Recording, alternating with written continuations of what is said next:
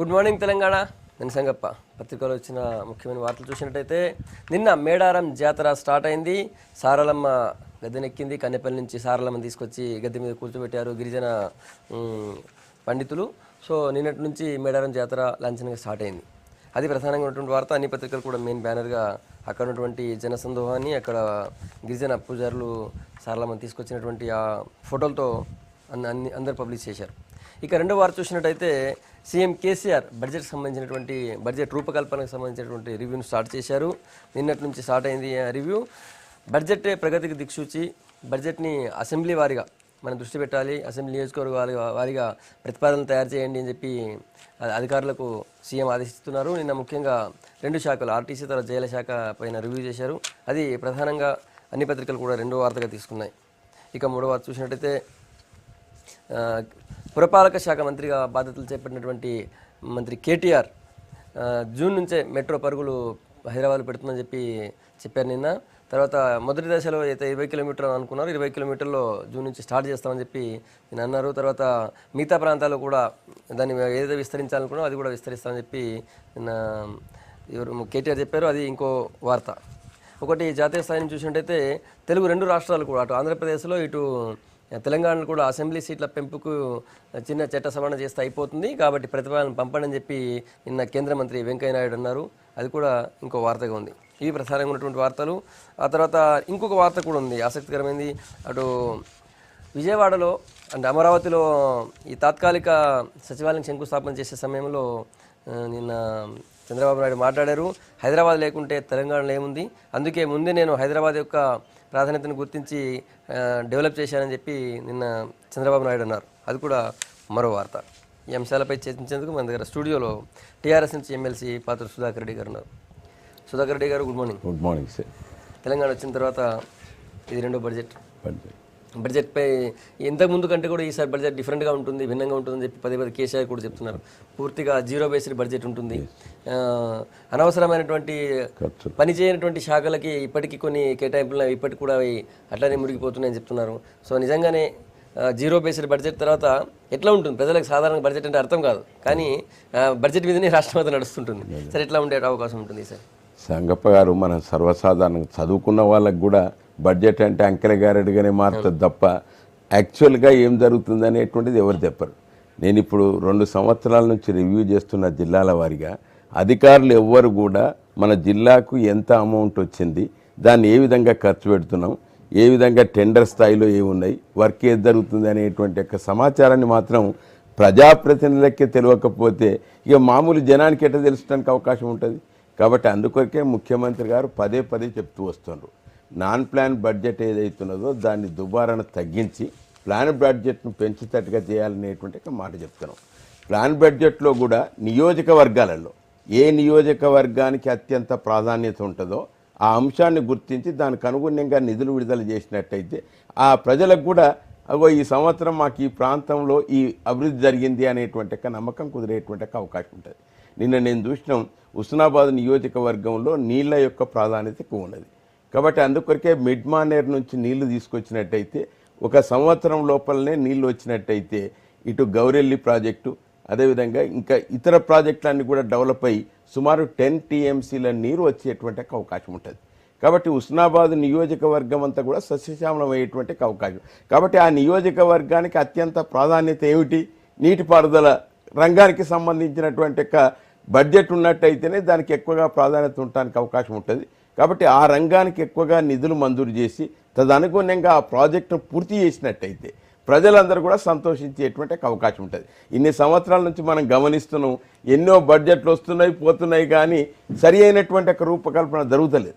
కాబట్టి ముఖ్యమంత్రి గారి యొక్క ఆలోచనకు అనుగుణంగా ఈ బడ్జెట్ ఏదైతున్నదో సరి అయినటువంటి దృక్పథంతో రూపకల్పన చేసినట్టయితే దానికి అనుగుణంగా ప్రజలకు ఎక్కువగా లాభం జరిగేటువంటి అవకాశం ఉంటుంది అనేటువంటి ఉద్దేశంతో ఈ సమగ్రమైనటువంటి బడ్జెట్ రూపకల్పనకు ఒక అభివృద్ధికి సూచికగా ఉండేటువంటి అవకాశం ఎక్కువగా ఉండేటువంటి అవకాశం ఉంది.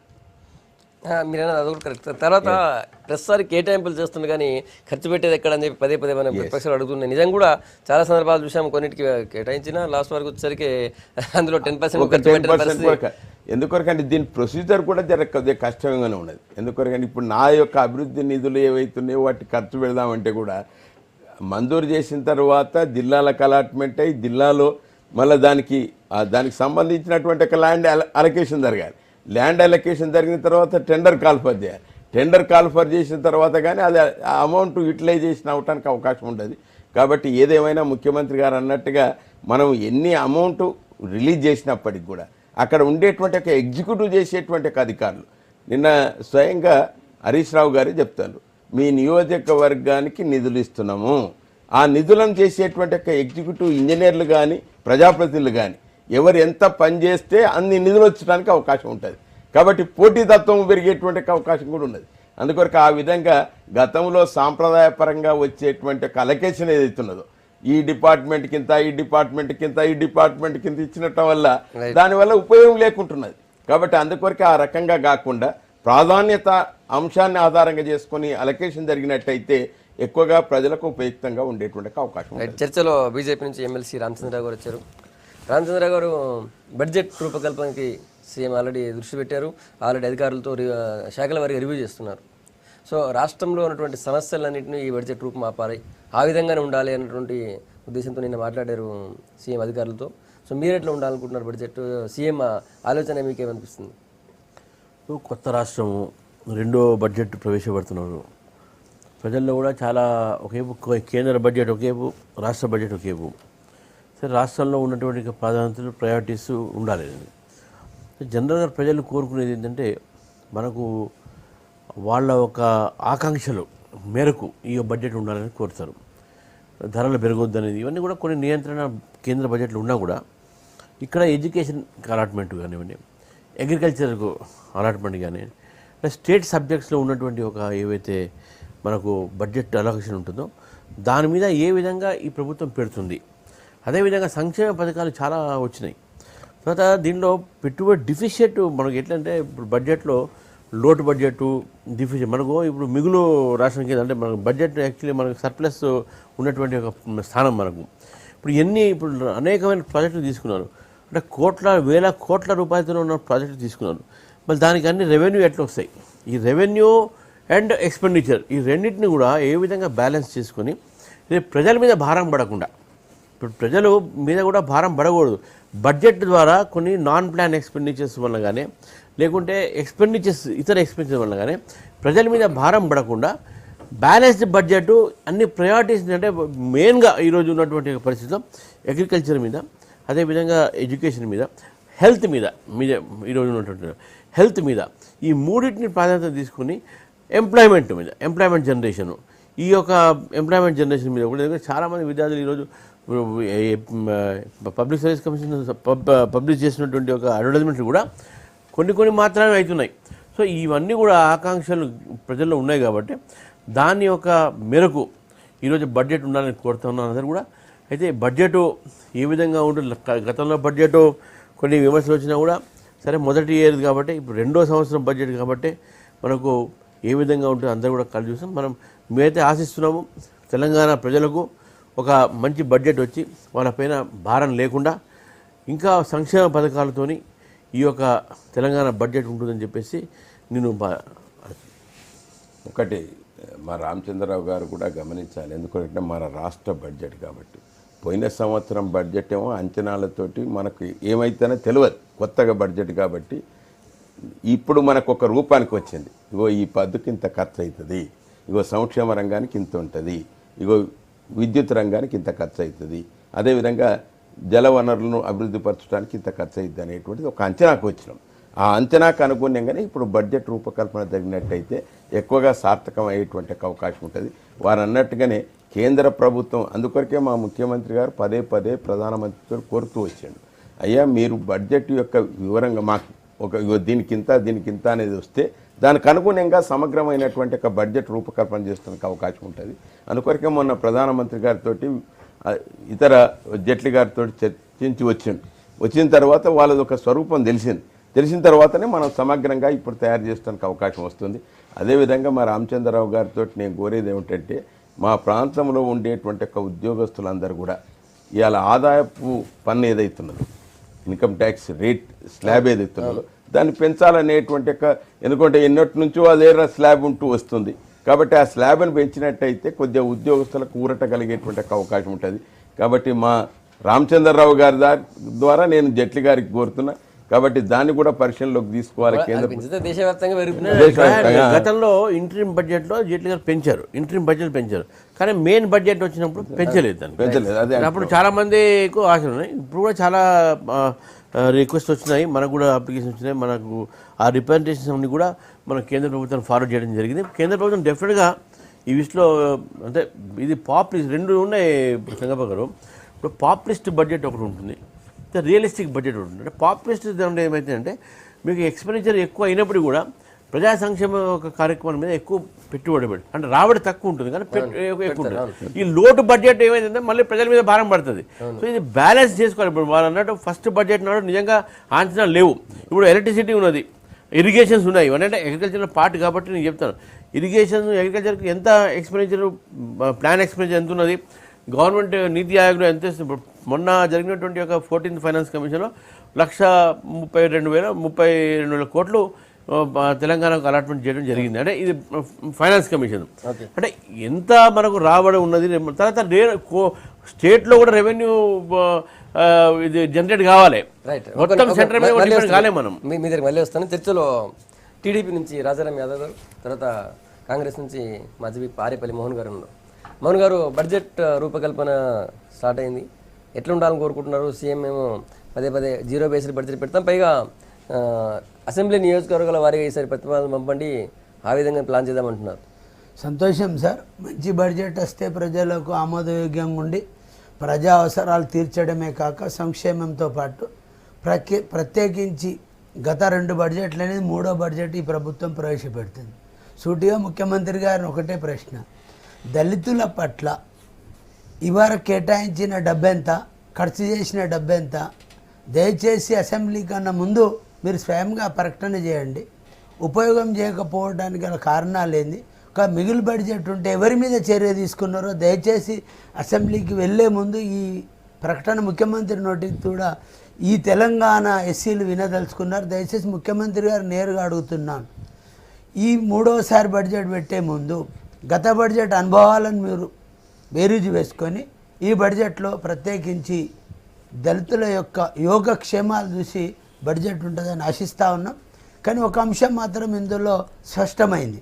ఎందుకంటే మంత్రులు చెప్పిండు, ఉప ముఖ్యమంత్రి చెప్పిండు, గతంలో కేటాయించిన డబ్బును ఎస్సీలకు వాడబడలేదనే మాట వాస్తవం అనే మాట అన్నారు.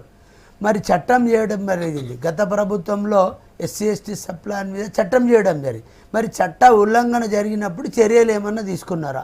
తీసుకుంటే ఎవరెవరి మీద తీసుకున్నారు? దయచేసి బడ్జెట్కి సంబంధించి I'm not discussing anything, only budget అన్నప్పుడు ఈ మాట వచ్చింది. అంటే ఈ ప్రభుత్వానికి మొదటి నుంచి కూడా ఒక ప్రణాళిక లేనట్టుగా పోతూ ఉంటుంది. 2 బడ్జెట్లు చూసాం మనము. దేని కూడా ఒక స్పష్టమైనటువంటి వాళ్ళు ఇచ్చినటువంటి హామీల పట్ల దానికి సరైనటువంటి బడ్జెట్ లేదు. మొదలు చూస్తే నీకు ప్రాజెక్టులకు సంబంధించి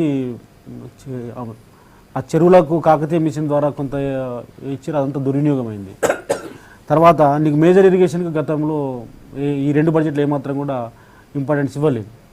తర్వాత ఇవాళ మళ్ళీ మేజర్ ఇరిగేషన్ గురించి మాట్లాడుతున్న సందర్భం. తర్వాత ఈవెన్ దో సంక్షేమకు సంబంధించినటువంటి విషయంలో ఇంతకుముందు మోహన్ అన్న చెప్పినట్లుగా ఎస్సీలకు సంబంధించి కానీ, ఎస్టీలకు సంబంధించి కానీ, బీసీలకు సంబంధించిన కానీ సంక్షేమ కార్యక్రమాలు ఏమాత్రం కూడా లేవు. ఎస్సీ ఎస్టీ సబ్లానికి సంబంధించినటువంటి మొత్తం అన్ని కూడా చట్టబద్ధంగా వాడికే కేటాయించిన డబ్బులన్నీ కూడా వేరే రకాలుగా మళ్ళీ మళ్ళించిన పరిస్థితి. దళితులకు 3 ఎకరాలు అటుకెక్కిన పరిస్థితి, డబుల్ బెడ్రూము అటుకెక్కిన పరిస్థితి. ఇలా ప్రతి విషయంలో కూడా ఇలా ఒక గందరగోళంలో ఉన్నటువంటి పరిస్థితి. భవిష్యత్తులో అయినా కనీసము ఒక స్పష్టమైనటువంటి వైఖరి పెట్టుకొని దేనికి ఎంత కేటాయించాలి, ఏ రంగాలకు మీరు కేటాయించదలుచుకున్నారు అని ఒక స్పష్టత పోవాల్సిన అవసరం ఉన్నది.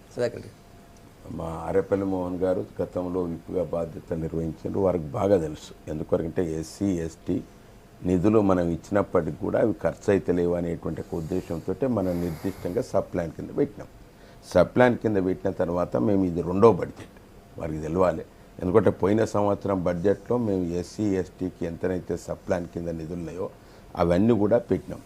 ఇప్పుడు వచ్చేటువంటి అవే అంచనాలు ఏవైతున్నాయో అవి ఇప్పుడు నేనలే స్వయంగా ఉప ముఖ్యమంత్రి అవి ఇప్పుడు వస్తాయి, ఇప్పుడు వస్తుంది అది. ఎందుకంటే గతంలో మీ ప్రభుత్వాలు ఎవరు కూడా దానికి కేటాయింపులు జరిగినాయి కానీ యాక్చువల్గా ఖర్చు చేయలేదు. అదే తెచ్చిండ్రు కానీ దాని గతంలో వాళ్ళ ప్రభుత్వాలు ఎవరు కూడా ఆచరణలోకి రాలేదు. మేము వచ్చిన తర్వాతనే దాన్ని ఆచరణలోకి పెడుతున్నాము. మొన్న ఒక సంవత్సరమే మేము సరి అనే అనుగుణ్యంగా సప్లాన్ కింద ఆ నిధులు విడుదల చేసినాం. దాని అంచనా ఇప్పుడు వస్తుంది. ఇప్పుడు వచ్చినట్టయితే వాళ్ళకి తప్పకుండా వాళ్ళకి ఇస్తాం. వాడిని రిటర్న్గానే రేపు బడ్జెట్ సమావేశాల్లో స్పష్టంగా వారికి అందజేస్తాం. అయ్యా ఎంత నిధులు, మేము కూడా అదే కోరుతున్నాము. తప్పకుండా అన్న విను, ఏ బడ్జెట్ లోనైనా తప్పకుండా మేము గత సంవత్సరం ఎమ్మెల్సీ మొదటి ఇది మూడో బడ్జెట్ లెక్క ప్రకారం మొదటి budget vote on account budget కాబట్టి అది మాకు మేము పోయిన సంవత్సరం బడ్జెట్ ప్రవేశపెట్టినాము. ఈ సంవత్సరం రెండవ బడ్జెట్ ప్రవేశపెడుతున్నాం కాబట్టి మాకు అనుగుణ్యంగా మేము ఏదైతే రకంగా మా ప్రయారిటీస్ ఏమిటి ఆ ప్రియారిటీస్ అనుగుణంగా ఎస్సీ ఎస్టీలకు ఏ విధంగా సబ్ ప్లాన్ కింద నిధులు ఇచ్చినాం, ఆ నిధులను ఖర్చు పెట్టినామా లేదా అని మీకు లెక్కలు చూపిస్తాం. మేమేమంటున్నామన్నా మీ ప్రియారిటీ ఏముంటుందో మీ ప్రభుత్వం ఇష్టం. మేము ఎప్పుడు మీ ప్రియారిటీలు మార్చుకొని దళితుల సంక్షేమం కోరే ప్రభుత్వం కాబట్టి వాళ్ళకే ఉంటాయి. ప్రజలు చెప్తారన్న ఎవరి సంక్షేమం ఇవ్వాలి. ఇప్పుడు దాని గురించి డిస్ప్యూట్ బడ్జెట్ అన్నది స్పెసిఫిక్ క్వశ్చన్. మేమేమంటున్నామంటే ఒక చట్టం ఉంది కదా, చట్టం ఉల్లంఘన జరిగితే దయచేసి అసెంబ్లీ కన్నా ముందు చర్యలు ఏం తీసుకున్నారు చెప్పి అసెంబ్లీ స్టార్ట్ చేయమంటున్నా. నేనేమంటలేను, నేను నాట్ ఎందుకుంటే చట్టం ఉన్నప్పుడు రోడ్డు మీద ఒక మాట అన్న బడ్జెట్ ఇస్తున్నప్పుడు గత సంవత్సర బడ్జెట్ల అంచనాలకు అనుగుణ్యంగా ఎంత ఖర్చు అయింది అనేటువంటిది కూడా ఇస్తాం. ఖర్చు ఇచ్చినప్పుడు మీకు తెలియదు ఏమున్నది, లెక్కలు ఏవైతున్నాయో ఆ లెక్కల ప్రకారంగానే ఉంటుంది తప్ప ఒకవేళ మీరు అనుకున్నట్టుగా సప్లాన్ కింద ఖర్చు కాకపోతే ఏ కారణాల వల్ల ఖర్చు కాలేదు అనేది కూడా స్పష్టంగా చెప్తాడు. చెప్పేదానికే చట్టం ఉందా అన్న, చట్టం చర్యకున్నదా చెప్పేదానికి ఉన్నదా? జస్ట్ డిస్ప్యూట్ అంటే క్లారిటీ కావాలి. చట్టం ఉన్నది చర్య తీసుకునే వివరణ ఇచ్చే మోహన్ గారు మా ప్రభుత్వం అయితే ఎంత అలొకేషన్ జరిగిందో వాటిని ఖర్చు పెట్టేటట్టుగా ఇటు ప్రజాప్రతినిధులపై ఒత్తిడి తీసుకొస్తున్నాం, అధికారుల మీద ఒత్తిడి తీసుకొస్తున్నాం, ఎప్పటికప్పుడు రివ్యూలు చేస్తున్నాం. 3 నెలలకోసారి మీకు తెలుసు అవి అన్ని కూడా తప్పకుండా ఖర్చు అయ్యేటట్టుగానే చూస్తున్నాం. ఇప్పుడు గ్రామాల్లో జరిగే అభివృద్ధి ఇక మా రాజన్న అన్నాడు అసలు ఏమన్నా అర్థం ఉన్నదా? అసలు ఎంత మార్పు కనబడుతుంది గ్రామాలలో? అసలు ఇన్ని నిధులు ఎటువాయే ఇన్ని సంవత్సరాలు అనుకుంటారు. అసలు ఇంత జరుగుతుంటే మొన్న ఆర్మూరుకు పోతే నీకు తెలియలేదు, ఎర్రదూనల వాళ్ళ రైతులకు పాపం ఇంతవరకు ఎవరికైనా అప్పులు మందులు చేసినారు. కాబట్టి ఈ రకమైనటువంటి ఆర్మూరులో ఇలా రోడ్లు చూసినా, ఇలా మంచినీటి సౌకర్యం చూసినా, ఏ రకమైనటువంటి సంక్షేమ రంగాన్ని చూస్తే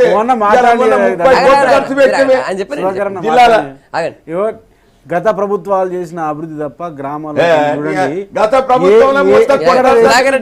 ఎక్కడ వేసిన గొంగలు అక్కర్లే ఉన్నట్లుగా ఇక్కడ కూడా ఏమాత్రం అభివృద్ధి కేవలము కేంద్ర ప్రభుత్వం ఇచ్చే నిధులతో అరాకొరా కార్యక్రమాలు జరుగుతున్నాయి తప్ప ఎక్కడ కూడా మేజర్ వర్క్ ఇంతవరకు ఏ గ్రామాల్లో కేంద్ర ప్రభుత్వంలో జరగలేదు. నీ మిషన్ కాకతీయ అన్నావు, పెద్ద ఎత్తున మాట్లాడినావు, అది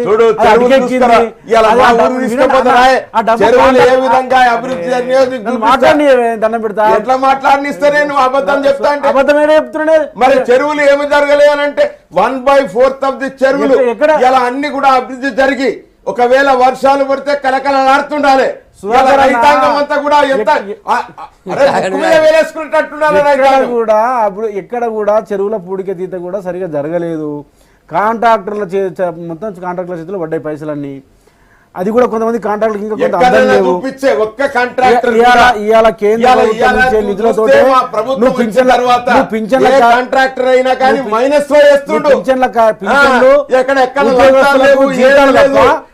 ఈ ప్రభుత్వం ఏమీ చేయలేదు.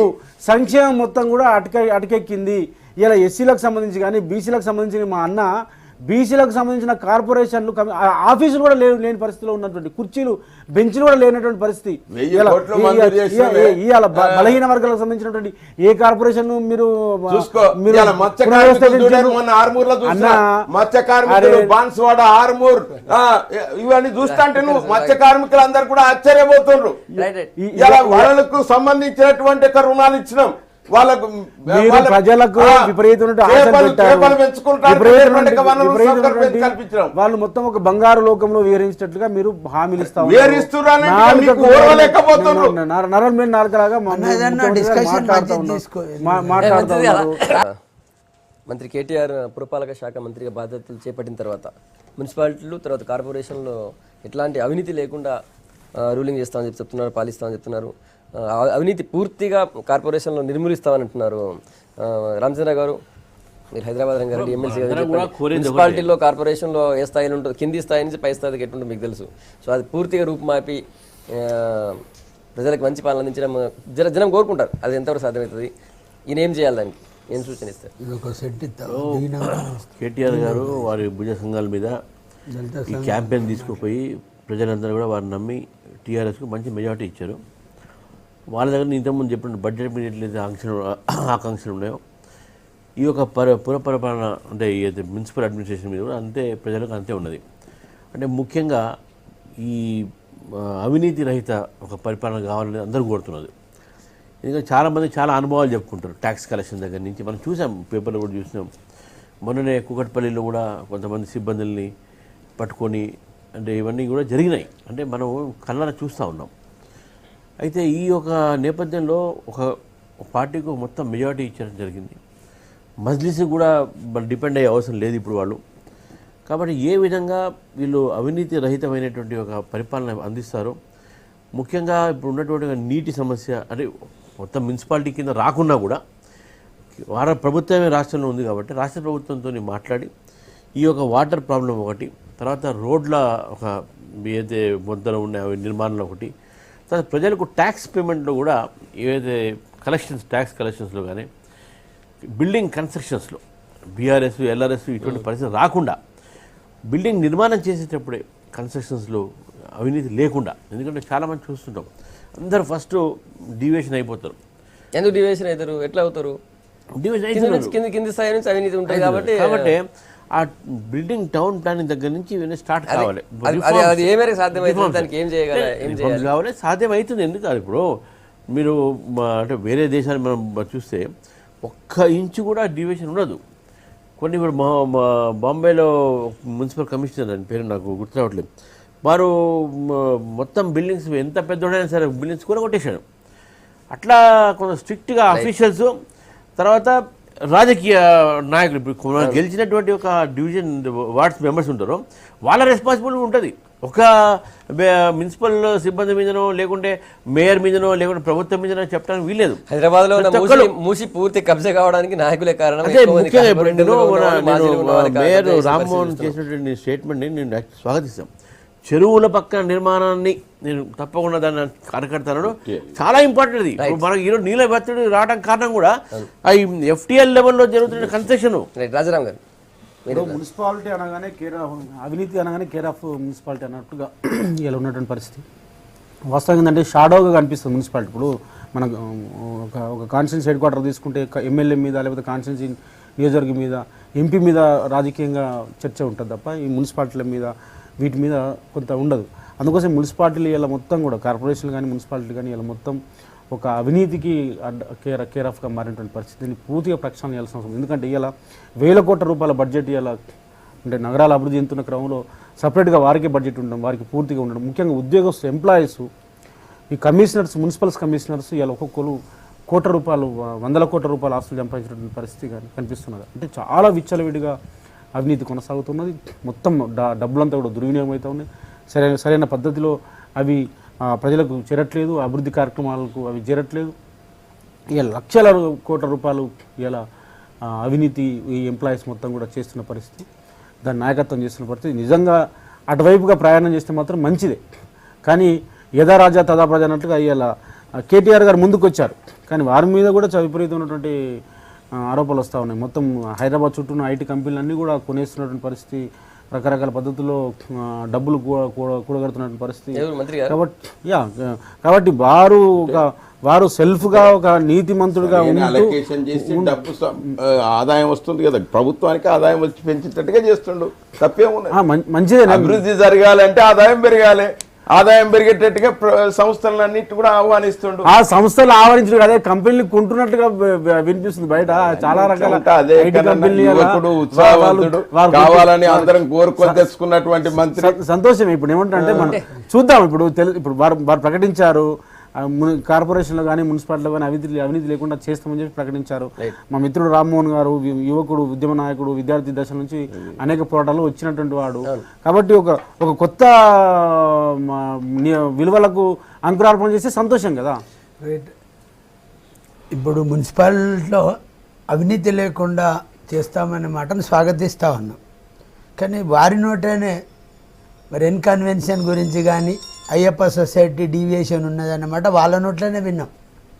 మొదట మీరు ఇదివరకు డీవియేషన్స్ జరిగినాయి అన్న దాని మీద చర్యలు గైకొనగలిగితే ప్రజలకు విశ్వాసం ఉంటుంది, మీరు అవినీతి రహిత పాలన అందించగలుగుతారు, భవిష్యత్తులో మున్సిపాలిటీలో అవినీతి జరగకుండా చర్యలు తీసుకుంటున్నందుకు స్వాగతిస్తూనే మరి ఇదివరకు డీవియేషన్ జరిగినాయని మీ నోట మాట్లాడిన విషయాల పట్ల మీరు అప్రమత్తంగా స్టార్టింగ్లో ఆల్రెడీ జేసీబీలు పోయి కొన్ని కొద్దిసేపు కొంత కూల్చేసినాయి కూడా. కూల్చేసినాక ఎందుకు ఆగింది? ఇప్పుడు అవినీతి జరిగిన మాట్లాడని నేనేమంటలేనన్నా. మేమేమంటున్నాం, కేటీఆర్ గారు మా జిల్లా ఎమ్మెల్యే, మా జిల్లాకు మంత్రి, సంతోషం. యువకుడు మీరు అన్నట్టు మంచి యువరక్తం, సంతోషం. యువరక్తంలో మంచి కోరుకుంటున్నాం. వారు కూడా అంటాడు అవినీతి రహిత పాలన మున్సిపాలిటీలు అందిస్తాను, స్వాగతిస్తూ ఉన్నాం. మా జిల్లా వాసి అంత మంచి నిర్ణయం తీసుకున్నాం.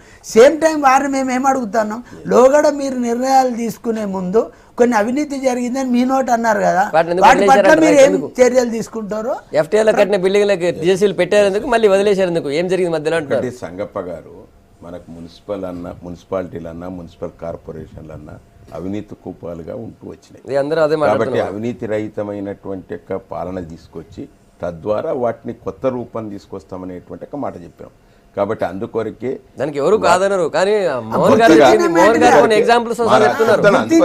గుర్తించినటువంటి యొక్క అంశాలు ఏవైతున్నాయో ముఖ్యమంత్రి గారు ఇవన్నిటి కూడా పరిగణలోకి తీసుకొని సమర్థవంతమైనటువంటి ఒక మంత్రి ఉన్నట్టయితే వాటిని అన్నిటి కూడా వాటిని సాధించడానికి అవకాశం ఉంటుంది అనేటువంటి ఒక ధోరణితోటే అభ్యర్థుల ఎంపిక నుంచి మొదలుకొని వాళ్ళు ఎన్నికై మేయర్ అయి డిప్యూటీ మేయర్ని ఎన్నుకుని ఇలా మంత్రి అయ్యేదాకా కూడా ఒక కొత్త వరులో ఇక ముందు చూడండి. ఇప్పుడే నిన్ననే పగ్గాలు చేపట్టిన తర్వాత అవినీతి రహితమైనటువంటి ఒక మున్సిపల్ కార్పొరేషన్ ఇస్తామనేటువంటి ఒక మాట చెప్పిండు. దాంట్లోకి మీకు చూస్తుండ్రు ఇవాళ ఇంకా ఫస్ట్ మాటనే ఏమని చెప్పాడు, ఇవాళ హౌస్ పర్మిషన్స్ రావాలంటే మీరు ఆన్లైన్లో అప్లై చేసుకోండి, 10 రోజులలో మీకు పర్మిషన్ వస్తుంది, ఒకవేళ రాకపోతే వచ్చినట్టుగానే పరిగణించనేటువంటి ఒక వినూతనమైనటువంటి ఒక ప్రయోగం. అదే రకంగా మీరు ఇలా కాంట్రాక్టర్లు చూడండి, మీరు ఇవన్నీ డివియేషన్లు ఉన్నాయి, ఎఫ్టీఎల్ ఉన్నాయి, కబ్జాలు ఉన్నాయని చెప్పి జేసీబీలు పెట్టి కూల్చడానికి స్టార్ట్ చేసి మళ్ళీ ఎందుకు వదిలేశారు? మంత్రి కేటీఆర్ గారు ఉన్నా ఇంకెవరున్నా సీఎం దగ్గర ఉండే శాఖ ఎందుకు వదిలేశారు? మోహన్ గారు ప్రస్తావించింది అది. ఆరేపల్లి మోహన్ గారికి నేను అదే చెప్తున్నా, మేము వదిలేయలేదు. ఎందుకొరక కోర్టు ఇంటర్ఫేర్ రావటం వల్లే అడిగింది, అంతకన్నా మించి అయితే మేమేం దాంట్లో లాలు చేయటువంటి. కాబట్టి ఎక్కడ కూడా అవినీతి రహితమైనటువంటి పాలన తీసేసుకుంటాము అని చెప్పేసి నిన్న పక్కన స్టేడియంలో క్రికెట్ ఆడుతూ ఉంటే పక్కన కూర్చొని చప్పట్లు కొడతారు. దానికి దీనికి ఉంటే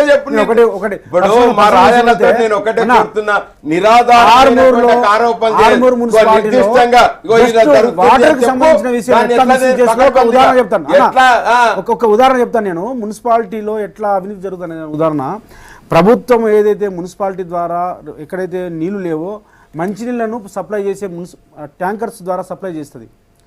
ఆ ట్యాంకర్స్ ద్వారా సప్లై చేయకుండా ఆపేసి ఈ ప్రభుత్వంలో ఉన్నటువంటి కౌన్సిలర్స్, టీఆర్ఎస్ పార్టీ నాయకులు అదే ప్రభుత్వం యొక్క మున్సిపాలిటీకి సంబంధించినటువంటి ట్యాంకర్లలో వ్యాపారం చేస్తూ ఉన్నారు. అట్లా చేస్తా ఉన్నారు. తర్వాత వాళ్ళే స్వయంగా నీటిని సరఫరా ప్రైవేటు సంబంధించినటువంటి నీటి అంటే ప్రభుత్వం ఇవ్వాల్సిన నీటిని ఇవ్వకుండా, మున్సిపల్ ఉద్యోగులు ఇవ్వకుండా ఆపేస్తారు. వీళ్ళు ప్రైవేటు వ్యాపారం చేసి అవకాశం ఇస్తున్నారు. ప్రతి దగ్గర నీళ్ళు అమ్ముకుంటున్నారు. ఇప్పుడు ఇవాళ మీరు ఆర్మూర్ ఎగ్జాంపుల్ చూస్తే ఒక 10 మంది టిఆర్ఎస్ పార్టీ కార్యకర్తలు స్వయంగా మనం వెళ్దాం, మీరు చూడండి, నిన్న మున్సిపల్ శాఖ మంత్రిగా బాధ్యతలు స్వీకరించిన తర్వాత గతంలో ఇట్లా జరుగుతూ వస్తుంది, దాన్ని అరికట్టి అవినీతిరహితమైనటువంటి ఒక పాలన ఇస్తారనేటువంటి మాట చెప్పిండు. కాబట్టి దాన్ని స్వాగతిస్తూనే మనం ఏదైనా పొరపాటు జరగకుండా జాగ్రత్త తీసుకుందాం. ఇప్పటికైనా రాజన్న చెప్తున్నారు నిర్దిష్టమైన FTL. ఇప్పుడు మా రామచంద్రరావు గారు అన్నారు, ఇగో ఈ చెరువులో FTL లో ఇగో ఈ కట్టడాలు ఉన్నాయి, దాన్ని కూల్చేస్తాం. నిన్న మా మేయర్ గారు గ్యారంటీ ఒక రకంగా మీరు ఏమైనా చూపించండి. వెల్కమ్. మేయర్ గారు స్పష్టంగా అరే ఏమంటారు, మంచి పాలన అందిస్తున్నామంటే ప్రజలు కానీ ప్రజాప్రతినిధులు సంతోషిస్తారు. మీరు ఇలా సభాముఖంగా ఏం మాట ఇచ్చారు అంటే తప్పక కూలుస్తామన్నారు, సంతోషం. డీవియేషన్ ఉన్న వాటి మీద చర్య తీసుకుంటున్నామంటే సంతోషిస్తాం. దానిలో ఇంకా డిస్ప్యూట్ ఏముంటుంది అన్న. కానీ ఆన్ రికార్డ్ ఇది మనిషి పోకూరు భవిష్యత్తు. ఏదైనా స్పిరిట్ ఆఫ్ ది కాన్స్టిట్యూషన్ అంటే 74 అమెండ్మెంట్ 77 అమెండ్మెంట్ మీరు లోకల్ బాడీస్కి ఉన్నటువంటి ఒక ఇంపార్టెన్స్, స్వపరిపాలన రెండు. అయితే ఇవన్నీ కూడా తగ్గాలంటే కూడా యాక్ట్లో కలిగించినటువంటి వార్డ్ మెంబర్స్ రోల్ అంటే ప్రజల్లో నుంచి కొంతమంది వార్డ్ మెంబర్స్గా వీళ్ళు తీసుకుంటారు. ఆ వార్డ్ కమిటీస్ గతంలో అది వైఫల్యమైనాయి. అంటే వాళ్ళ ఇంపార్టెన్స్ లేకుండే, ప్రతి ఒక్క దీంట్లో కూడా వార్డ్ కమిటీ మెంబర్లు వేసారు వాళ్ళు. కానీ దాని ఒక వాళ్ళకు బాధ్యత కలిగించ అదే ఏమైందంటే ప్రజల్లో ఒక బాధ్యత కలిగించిన కమిటీలు ఇస్తే ఇవన్నీ కూడా తగ్గే అవకాశం చేయాలి. ఇంకోటి కేటీఆర్ గారు జూన్ నుంచి మెట్రో రైలు పరుగులు పెడుతుంది హైదరాబాద్లో అన్నారు. నేను దాని విషయంలో మాట్లాడుతున్నాను. ఏంటంటే ఇప్పుడు జూన్లో కాదు, ఇప్పుడు మీకు మెట్టు కూడా అండ్ నాగోల్ ఇది ఆల్రెడీ లాస్ట్ ఉగాదికి స్టార్ట్ అయ్యేది ఉండే, అది అయిపోయింది. మా ఇంటి దగ్గర నుంచి పోతాం, రోజు ట్రైన్ అటు ఇటు ట్రయల్ రన్ చేస్తూ ఉన్నారు. ఇంకా ఎందుకు ఆలస్యం అవుతున్నది? ఆ లైన్ అయితే ఉన్నది. ఇప్పుడు జూన్లో కూడా అంతవరకే స్టార్ట్ అవుతుంది, అంతకు ముందు పోయేది లేదు. 20 కిలోమీటర్ చేస్తామన్నారు. అదే 20 కిలోమీటర్లు లేదు. ఇప్పుడు నాగోల్ నుంచి మెట్టుగూడ దాకా ఉన్నటువంటి లైను అంతకన్నా పెద్ద ఎక్కువ. ఇప్పుడు ముందు సికింద్రాబాద్ స్టేషన్ వాళ్ళు ఏమన్నారంటే మియాపూర్ నుంచి లక్నో దాకా అది కాలే, ఇంకా అది జూన్ వరకు అదే అంటున్నా. ఫస్ట్ ఫేజ్ లో నాగోల్ టు మెట్టు కూడా అన్నారు. నాగోల్ టు మెట్టు కూడా కాకుండా నాగోల్ టు రైల్వే స్టేషన్ అయినట్టయితే బాగుంటుందని అన్నారు. అది బాగా లేదు. సుధాకరణ సంతోషము, జూన్ వరకు మేము ప్రారంభిస్తాము అని చెప్పేసి మాట్లాడుతున్న సందర్భము. కానీ ఎప్పుడో ప్రారంభం కావాల్సిన దాన్ని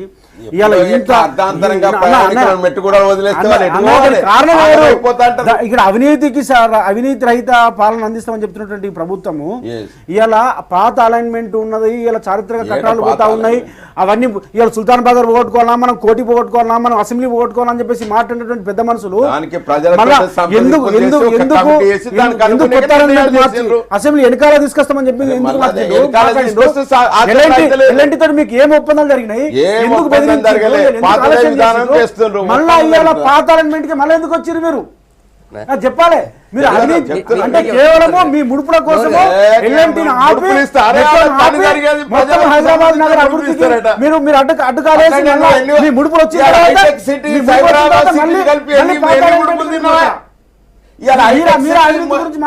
కాదు రాజన్న హైటెక్ సిటీ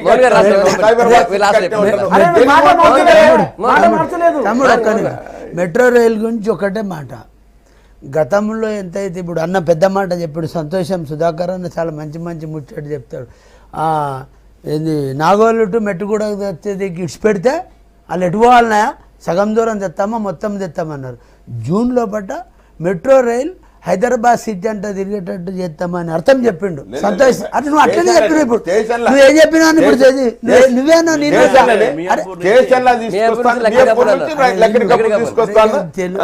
మీరు ఏమన్నారో మాట నాగోలు టు నేను చెప్తే నాగోలు టు మెట్టు కూడా చెప్తే నడమ ఏడికి పోతారు. అది అడిగి ఉన్న విషయం అందరికి తెలుసు. అంటే నడమ ఎడబోతారు వాళ్ళు. కాబట్టి మేము మియాపూర్ నుంచి స్టేషన్ ఇది అంతా అంటే జూన్లో పడ్డ ఈ మెట్రో రైలు అంటే ఇప్పటికి కూడా పార్షియల్గానే అవుతుంది అనేది సుధాకరన్ అంగీకరించాలి మొదట. మరి పార్షియల్గానే అయితే మొత్తం అయ్యేసరికి ఎంతకాలం పడుతుంది? ఎందుకు జాప్యం? ఎవరి వల్ల జాప్యం? కారణం అంటే ఒకటి స్పష్టంగా చెప్పండి. మీరు అట్టిగానే దాటే జాప్యం అవుతుందా? 100% జాప్యం. TRS వాళ్ళు అంటున్నారు, ఎల్ఎన్టీ వాళ్ళ అధినేత మాట్లాడిన దాని ప్రకారం పెద్ద పెద్ద హెడ్లైన్స్లు వచ్చినాయి. ఏమని తమ్ముడు చెప్పినట్టు డీవియేషన్ గురించి రైట్. అవి ఇప్పుడు మనం అనలేకపోతే మేము తిన్నామా, మేము మాకు సంబంధం లేదు. ఆలస్యం అవడానికి గల కారణం ప్రభుత్వం మీద బాధ్యత ఉంది. ప్రభుత్వం మీద బాధ్యత ఉంది, చెప్పాల్సిన అవసరం. మీరు చెప్పండి. ఒకటి భూతో నా భవిష్యత్ అనేటట్టుగా మన హైదరాబాద్ పాత సామెతోటి ఎండ గదే గొడుగు అన్న, నువ్వు ఎండ గదే గొడుగు పడతావు మళ్ళీ భూతో నా భవిష్యత్తు. మెట్రో నగరంలో మన హైదరాబాద్ కు ఒక ప్రశస్తత ఉన్నది అనేటువంటి ఒక దృక్పథంతో ఎల్ఎన్టీ కంపెనీకి ఇచ్చినాం. వాళ్ళు ఇచ్చింది దానికి అనుగుణంగా పని జరగాలనేటువంటి ఒక ఉద్దేశంతో వారికి అప్రమత్తం చేస్తూ వారికి కావలసినటువంటి సౌకర్యాలు సమకూరుస్తూ ఇవాళ అన్ని కూడా సమకూర్చేటువంటి ఒక ప్రయత్నం చేస్తున్నాం. వాళ్ళు గతంలో ఏదైతే అగ్రిమెంట్ చేసుకున్న దాని ప్రకారం 20 కిలోమీటర్ చెప్పిన తర్వాత ఆలస్యం మళ్ళీ 20 కిలోమీటర్లు వారు చేసుకున్న అగ్రిమెంట్ ప్రకారంగానే జూన్ వరకు ఉన్నది. జూన్ వరకు 20 కిలోమీటర్లు ప్రయాణం చేపిస్తాం. ఇక వారన్న అలైన్మెంట్ ఎస్ మేము ఉద్యమ సందర్భంగా సుల్తాన్ బజార్ చారిత్రక కట్టడాలు ఏవైతున్నాయో వాటిని పోకుండా జాగ్రత్త పరిచి ఆ విధంగా అనువైనటువంటి ఒక ఎల్ఎన్టీ కంపెనీ చేయమని చెప్తూ వచ్చినాం. ఎస్ ఇప్పటికి కూడా అదే చెప్తూ వచ్చినాం. వారికి అక్కడ ఉండేటువంటి కమిటీలు ఏర్పాటు మా ప్రభుత్వం వచ్చిన తర్వాత మేము వదులుకోవాల్సి వస్తుందని చెప్పేసి మాట్లాడినటువంటి సందర్భం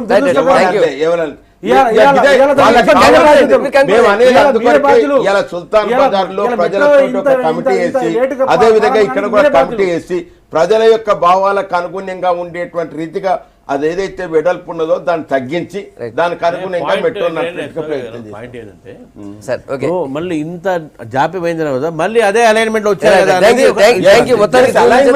అలైన్మెంట్ అనేటువంటిది ఎందుకు వచ్చింది అని అంటే అక్కడ గతంలో ఉన్నటువంటి థ్యాంక్ యూ సుధాకర్ రెడ్డి గారు, రామచంద్రరావు గారు, రాజారాం యాదవ్ గారు, ఆరేపల్లి మోహన్ గారు. Good morning Telangana. మీ ఏప్రిల్ చెప్పినందుకు రేపు మార్నింగ్ మళ్ళీ కదా.